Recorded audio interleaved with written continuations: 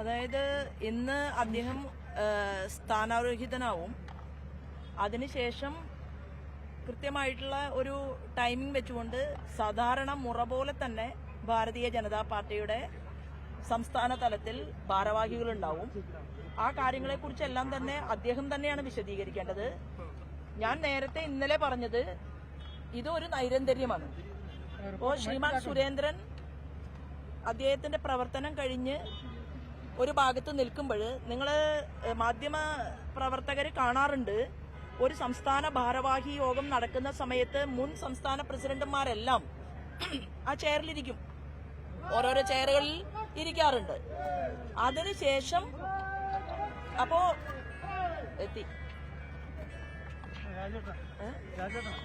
അപ്പോ മുൻ സംസ്ഥാന അധ്യക്ഷന്മാർ ആ ചെയറിലിരിക്കും. സംസ്ഥാന പ്രസിഡന്റ് അദ്ദേഹത്തിന്റെ പ്രവർത്തനങ്ങളുമായിട്ട് മുന്നോട്ട് പോകും.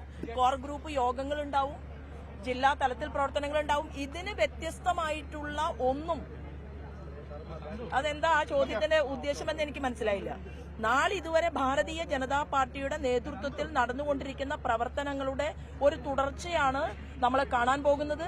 അതിൽ കൂടുതൽ മേമ്പൊടി ഉണ്ടാകും. കാരണം എന്താണ്, ഒരു കമ്പനിയെ, അതായത് ഒരു കമ്പനി നല്ല രീതിയിൽ പ്രവർത്തിപ്പിച്ച് വിജയിപ്പിക്കാൻ സാധിച്ചിട്ടുള്ള ഒരു ടെക്നോക്രാറ്റ്, അങ്ങനെ ഒരാൾ ഭാരതീയ ജനതാ പാർട്ടിയുടെ അധികാര കേന്ദ്രത്തിലേക്ക് വരുന്ന സമയത്ത് ഒരു ഇരട്ടി മധുരമുണ്ടാകും എന്നാണ് ഞാൻ ഇതിനെക്കുറിച്ച് മനസ്സിലാക്കുന്നത്.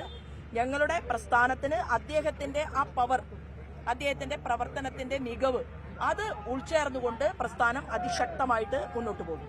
എന്തായാലും നിങ്ങൾക്കും സന്തോഷിക്കാനുള്ള വകയുണ്ടാകും, ഞങ്ങൾക്കും സന്തോഷിക്കാനുള്ള വകയുണ്ടാകും. ഭാരതീയ ജനതാ പാർട്ടി നേതൃത്വം നൽകുന്ന NDAയുടെ മുഖ്യമന്ത്രിയെ അനധിവിദൂരമല്ലാത്ത ഭാവിയിൽ കേരളത്തിൽ ഉണ്ടാകുമെന്ന് ഞാൻ കഴിഞ്ഞ ദിവസങ്ങളിലും പറഞ്ഞിരുന്നു. അത് പ്രസിഡന്റ് ആര് എന്ന് നോക്കിയിട്ടല്ല, ഇത് ഒറ്റക്കെട്ടായിട്ടുള്ള പ്രവർത്തനമാണ്. എല്ലാവരും ഒരുമിച്ച് മുന്നോട്ട്